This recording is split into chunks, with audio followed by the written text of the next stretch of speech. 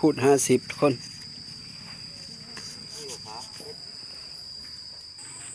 ตอนนี้ก็กำลังตกพูดแล้วแหละทุกคนพูด1 50 พันพูด1 50 พันนะศีลก็ยังหลายศีลสดๆแบกับแบหน่อยแบแม่นางทำแซ่บๆบึงดูเบ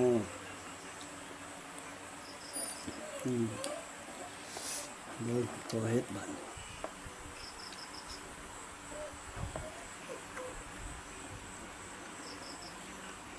มาตูนเพอีกบ้านหนึ่ง2 ทางติดต่อมุนซ้อเสียงผู้ไทยไปดีทุกคนตอนนี้เขากะมาที่ทงหน้าบ้านนั่งหิวก็คือมาหาอ้ายหมอยู่นี่นะมาโซนทุกคนมาเบิ่งแบเพิ่นเบาะเฮ้อวะแบเพิ่นจะขายวัดตัวเท่าเลิกเขาก็ยังบ่จักเพิ่นว่า6-7 แสนว่ะเขากะมาเบิ่งนี่แหละมันสิได้บ่เรื่อยๆแหละแต่ว่าแบน่ะแบสำรุดนะว่าควายตักมันและสิขายอ้อนะทุกคนไปเบิ่งน้ำกันแบแม่ทุกคน ไปเบิ่งน้ำกันสิเอามือหุ้มมีอันกินได้นะกินแต่ลูกไม้ตกกาตกบุ้งแล้วหาแนวบำรุงแล้วบาดนี้หาแนวบำรุงน้ำกันทุกคนนี่แหละทุกคนเอาแบกันดิ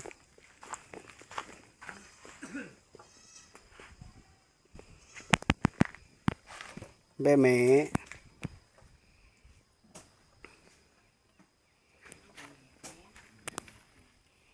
เอามือหุ้มน้ำกันอยู่บ้านพอแล้วควายช่งควายชนทุกคนควายชนมัน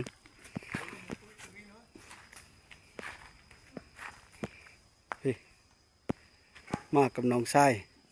ประเพชรสร้างตัดผมนาปอดพุ่นและผู้เจ้าเพิ่นกระทันมาผู้ยางมาแต่ผู้ไถหน้าอยู่ทงหน้าผู้ทุกคนเหือหน้าก็มีแต่เหือใหญ่ๆใหญ่ดีได้เหือหน้าก็ดีได้ชุดแจกตาเหือเลิกก็ดี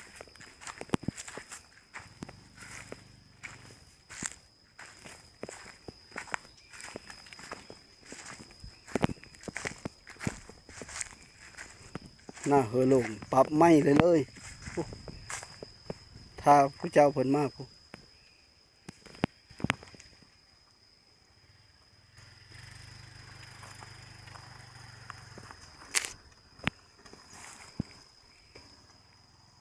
อยู่บ้านเนาะบ้านหน้าทุกคนไก่ตลาดตะลีบ่มีอันอยู่อันกินกะเฮากะอย่ากินหมูกะหุ้มเอาอย่ากินชิ้นโง่ชิ้นควายกะหุ้มอย่ากินแบกะหุ้มหาการหาเยิ่งกะมันบ่จะได้แล้วขมือนี่นะเงินผู้หุนด่านกะหมู่ผู้ดูไปก็ได้อยู่เป็นเต้าเป็นแล่นก็ได้อยู่แต่ว่าค่อยสิบ่ได้สูบไปปะเลอก็มีแต่หากินสัตว์บ้านนี่แหละ พอได้เป็นอาหารเป็นข้าวไปน้ำกินแต่ลูกไม้หลายก็บ่ได้กินแต่มีเมื่อหาเรากินมีแนวกับเขาก็บ่ไหวแต่ยางมีโยห้อยเลยหาเนื้อได้กินแบนี่ทุกคนตอนนี้เขาก็เอามาเลยเอามากับน้องชายได้ฮอดบ้านปอดเลยทุกคนกำลังดังไฟอยู่ตอนนี้กำลังสีเฮ็ดโคทุกคนกำลังสีเฮ็ดโคดังไฟต้มน้ำหอนโลตกพูดนะหมู่ยังบ่ทันมาลังดังไฟต้มน้ำหอนให้มันเดือดก้อนจังปรุงเครื่องหอมแล้วก็เฮ็ดโคเอาเลิศมันทุกคนตอนนี้ก็บรรยากาศกำลังอบเผาแล้วได้ทุกคนเลยอบเฟืองพูดและซ้ำนะก็ดิซ้ำเลิศก็ดิอบเฟืองเธอหนังมันแดงค้อมอยู่แล้วก็เอามาคูดเฮ็ดท่าหมู่มายังหมู่มาบรรยากาศยืดถงนาลงบ้านปอด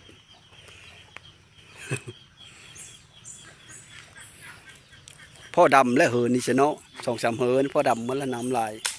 แสดงว่าบ้านเฮาน่ะฝนแห้งกว่าบ้านกูหินเหรอ บ้านปอดน่ะฝนแห้งกว่าบ้านคุหินน้ำจังอ่างซ้ำนี้บ้านเฮามีฮอนน้ำอ่างเหือหน้าซ้ำนี้เด้อบ้านมีซื่อนะเพราะมันแห้งนี่แห้งเต๊ะเถอะโอ้ฝ่ายชายบ้านบ่อลงดินมันไปผุนเนาะ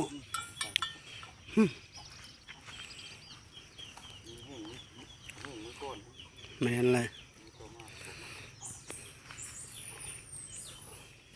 สุดยอดเลยเหอะตัวปรุงก็พอดีนี่ตอนนี้ก็กำลังเอาแข้งเอาขาออก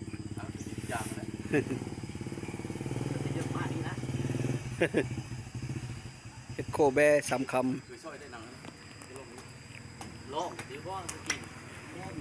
ว้าตะบีมันต้องคักเอาเลี้ยวเชื่อด้วยตับย้อนผมยอดเลยบีกับตีตึ้งคักอะไร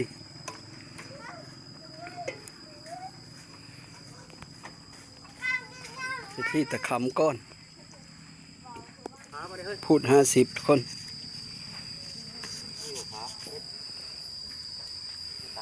หาพาได้เพชรเฮ้าวัดเฮิรนอยู่ไก่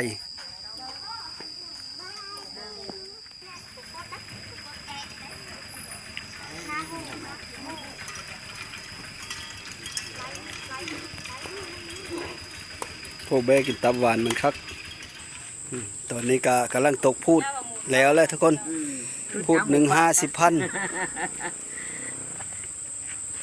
พูด50,000นะศีลก็ยังหลายศีลสดๆแบกับแบหน่อยแบแม่นาง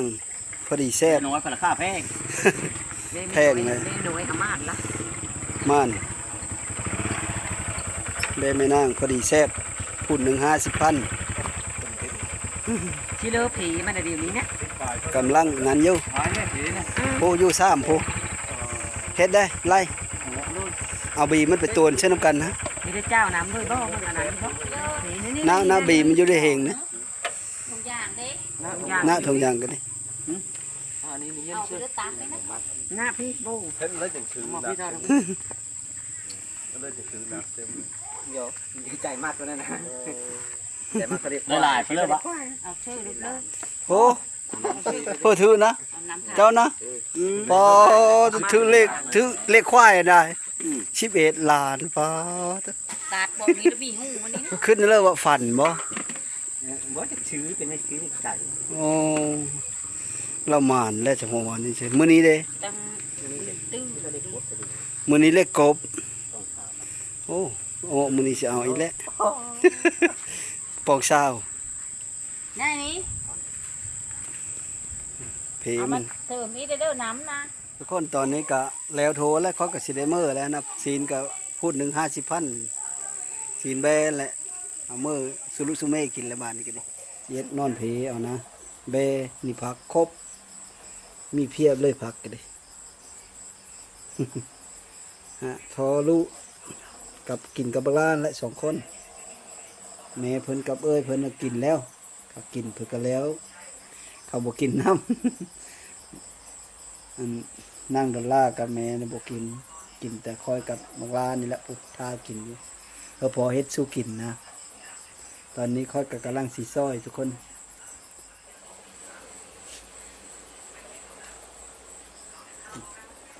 ก็จุก่อนทุกคน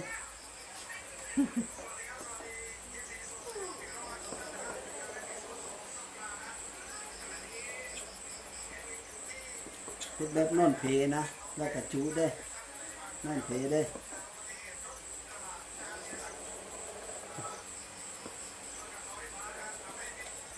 คำพูดไปเอาคำพูดมาเฮ็ดโค้หน้าแล้วจนกะพอดีกินแรงฝนได้ฝนมันบ่จะเฮาเลยเบ้หน่อยเบ้พอดีกินคนเลยนั่นนี่ละบ้านคอยนี่มันเป็นบ้านเนาะมันบ่มีตลาดคนคันเฮาบ่ไปหุ้มกันนั่นนี่ก็บ่ได้กินศีลกินแต่ลูกไม้กินแต่พวกประเทศนั่นแหละสมมติย่างก็เฮาไปซื้ออยู่หานก็เป็นปิ้งเป็นจ้ามก็มีอยู่มันของกินเรื่องนั้นมันบ่แม่นกินอยู่แต่ว่ามันบ่ได้คักนะทุกคนคือเฮาหุ้มนั่นนี่แล้วมันสด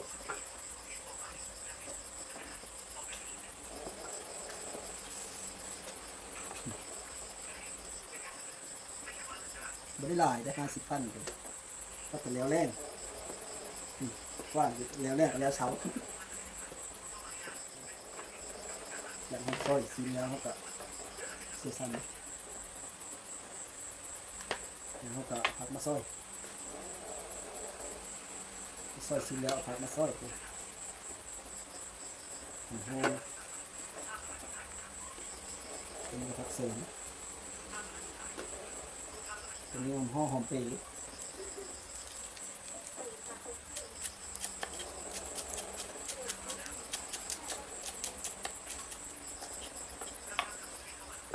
หอมโบ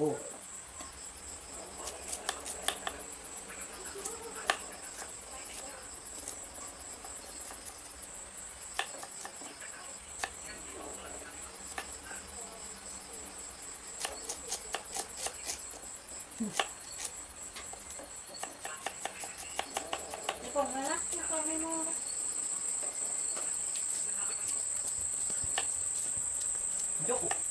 เอาคือกินไปกับข้าวใช่ปะ พูดกันแล้วปะ โยก ก็จะเชิมอ่ะเลือดหาห้องน้ำหมด ผมย่างอยู่เต้เลยก็นี่เรียกสามที่เกิดอะไรมาดังมันบังเงา แล้วมันมาโน่นบังไอ้คน ทำเลิกที่เรียกหา อันนี้ก็เสิร์ฟเคยครบเลยทุกคนหอมหาวเลย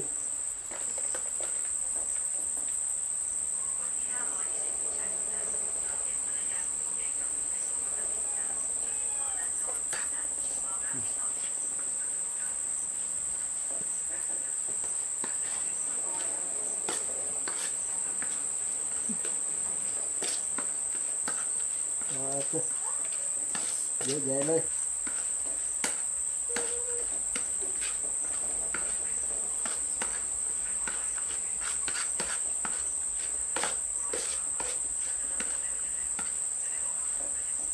อันนี้ก็คือเมนูนะนอนผีแบ้ทุกคนนอนผีแบ้หรือว่าไปนอนก็ตก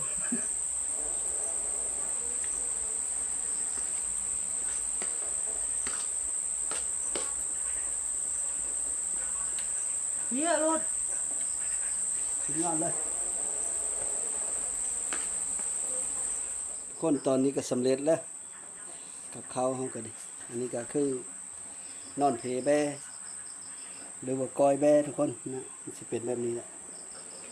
สดๆเลยตัวนี้ก็น้ำจิ้มซุ่มนี้ก็ซอยจุเยอะพันกับผักอีเลิศนี่นะตัวนี้ต้มกินเลยรับทานเลยบ้านนี้สุดยอดเลยสดน้ำข้ามตาฟีนทุกคน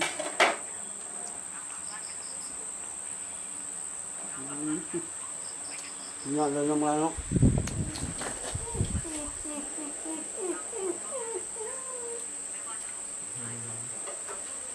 ผมไม่อยากกินอีกแล้วต้องได้กิน คนไรกินนวดเนาะ นอนอู้กำลังคือโอ้เยอะแซ่บๆด้วยวะบนหนึ่งเห็นทุกอย่างห้อยอยู่เลยฮะเห็นเจ้ามานะโอ้โหได้กินแล้วแซ่บเลยนอนเงี้ยเห็นฟันได้กินก้อยซี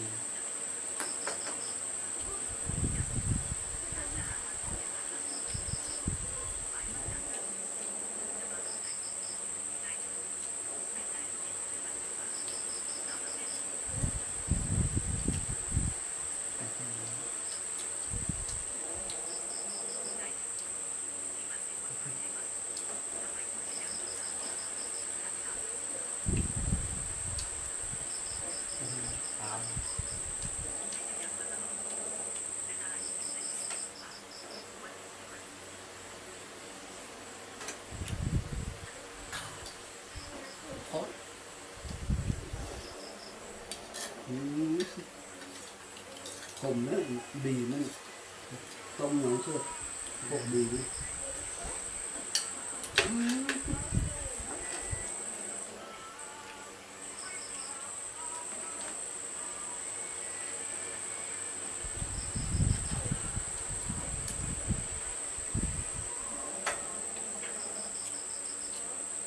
เติมตัวนี้เดี๋ยวพอ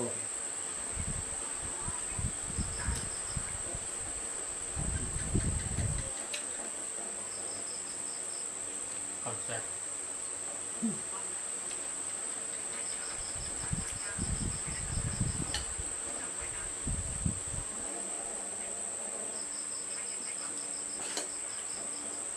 มาจะแบน แต่มันไม่มีคุ้มกัน หมดแล้ว เฮ็ด7 แสน6 แสน 5ก็ได้ขายมันเอาสองคนเอาก็บ่เฮ็ดได้ เฮ็ดเลย อืม พี่ไปแล้วพ่อ บ่ได้ตัดผมไว้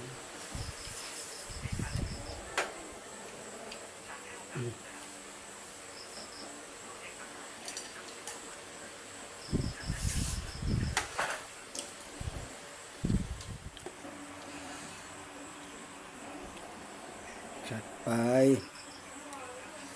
เฮ็ดคำแซ่บๆเบิ่งดูอืม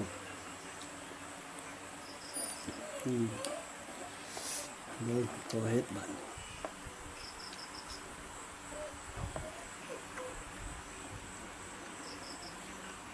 มาตูนเพอีกบ้านหนึ่ง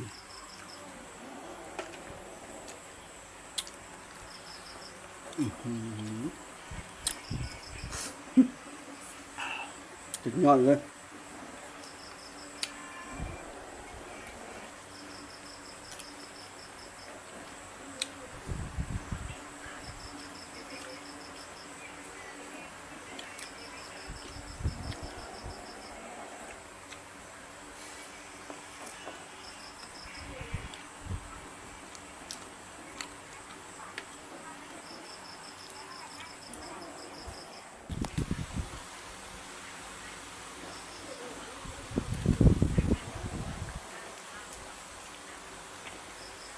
ไม่กินแต่เฮิงแล้วทุกคนได้กินมื้อนี้ น่าจะมีต้มไปเลยแล้วบัด ไม่ได้กินแซ่บๆแต่เฮิงแล้ว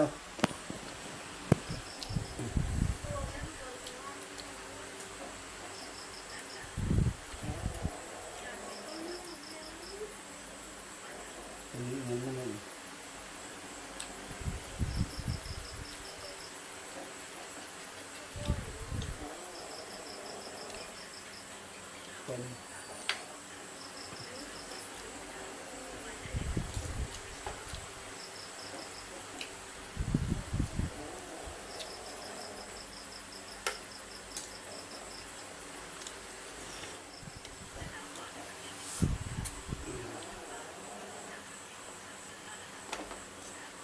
ดูก่อนเวลาใส่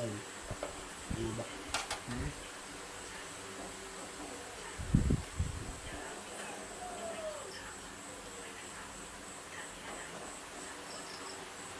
กระตู้เฮเลยโอ้ พอได้ ได้ก็ทำงาน ยี่ห้อนี้นะเสริมน้ ผ่านงาน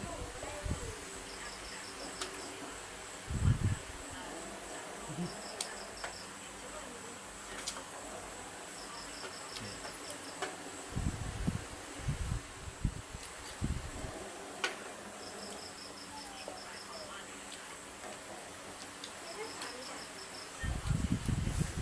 น่ารัก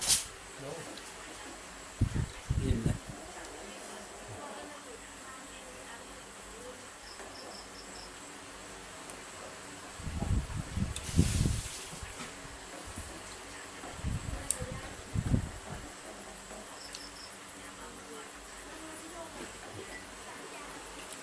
แบะเท่าน่ะบ่แซ่บทุกคนแบะแม่นางนี่ก็พักแล้วแบะแม่นางหรือว่าแบะเถักน้อยนี่นะ